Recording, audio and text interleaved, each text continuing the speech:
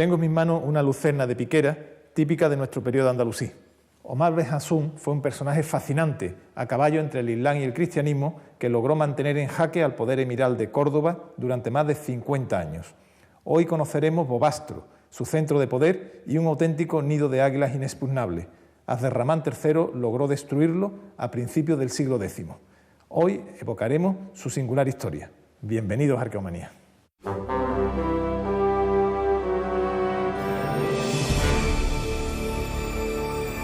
En el interior de la provincia de Málaga, en el término municipal de Ardales, se encuentran las ruinas de la mítica ciudad de Bobastro, un enclave fundamental para comprender la expansión musulmana en la península ibérica, gracias a la rebelión de Omar Ben Hafsun contra los emires de Córdoba. Los cronistas cordobeses la llamaron nido de águilas y lugar de perdición.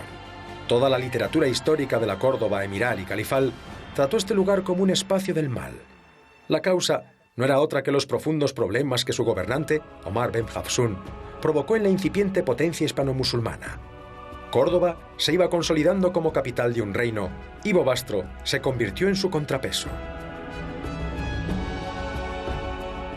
Para los historiadores españoles del siglo XIX, encabezados por Simonet, Bobastro era todo lo contrario que para los historiadores de Córdoba, y Omar Ben Hafsun una especie de Pelayo andaluz. Se le consideró un cristiano valeroso rebelado contra la herejía, un paladín del cristianismo y de la soberanía hispana.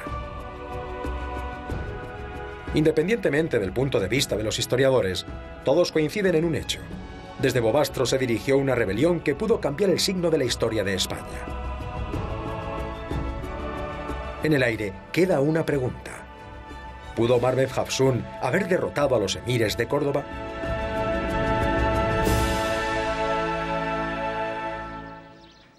Virgilio Martínez Enamorado es un arabista experto. Ha dedicado gran parte de su esfuerzo investigador a la figura de Omar Ben Hafsun.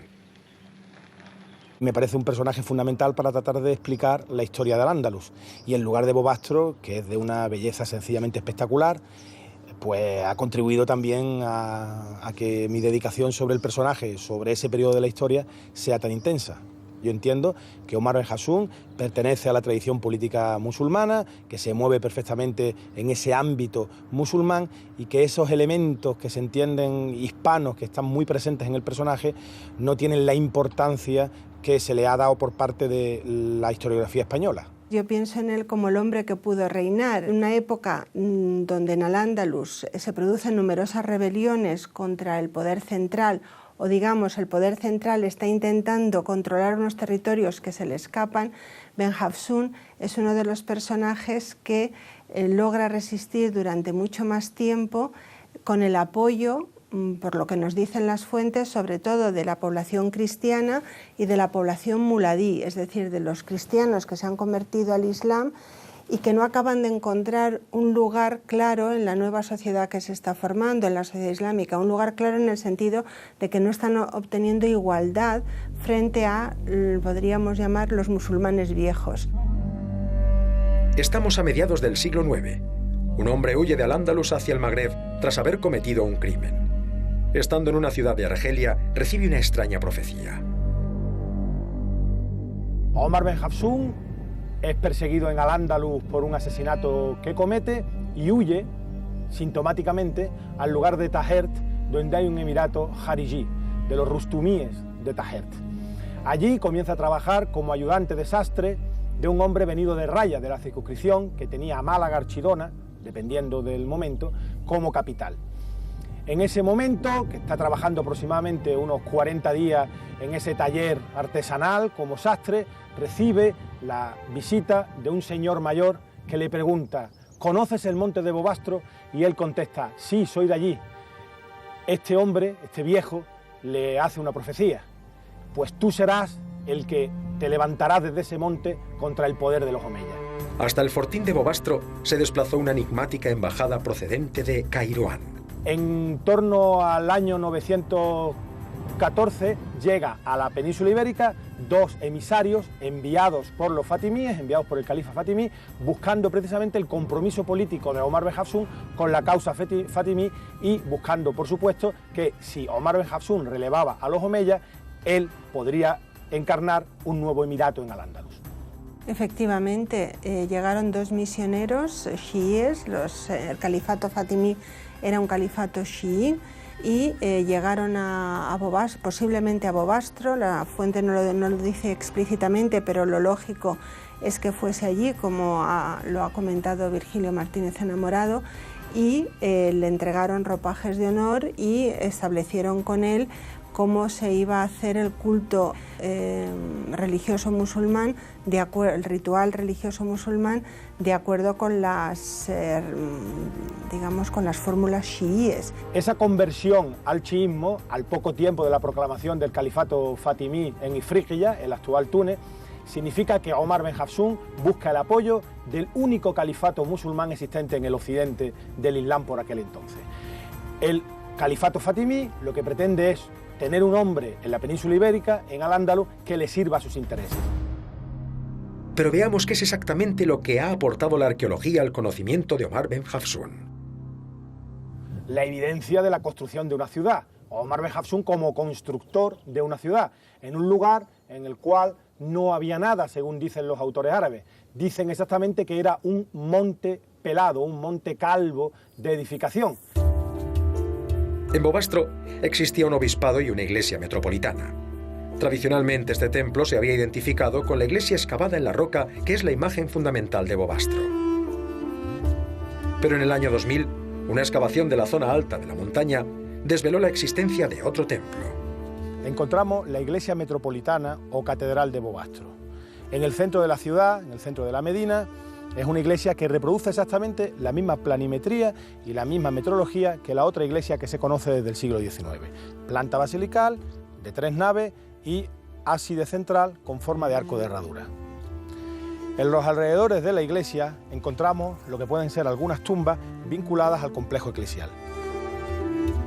El potencial arqueológico de la ciudad de Bobastro se vio seriamente disminuido durante la década de los 70, momento en que se construyó el embalse de la Encantada.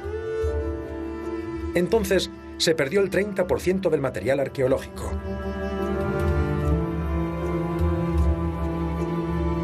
Los habitantes de la montaña, que se calculan en unos 2000 durante las décadas finales del siglo IX, practicaron el trogloditismo, esto es, la ocupación de cavernas naturales o la excavación de viviendas en casas-cuevas.